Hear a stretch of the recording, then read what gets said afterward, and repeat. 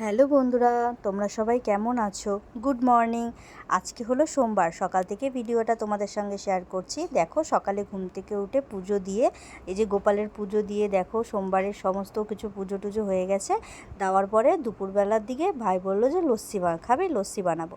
তা লস্যি বানালাম, লস্যি বানিয়ে ওই বানাচ্ছিল, তারপরে খেলো, দেখলাম কেমন হয়েছে খেতে। তা ওকে বললাম তুই নিজে বানিয়েছিস, নিজে খেয়ে দেখ কেমন হয়েছে। বললো দারুণ হয়েছে, সত্যি লস্যিটা খুব ভালো হয়েছিল।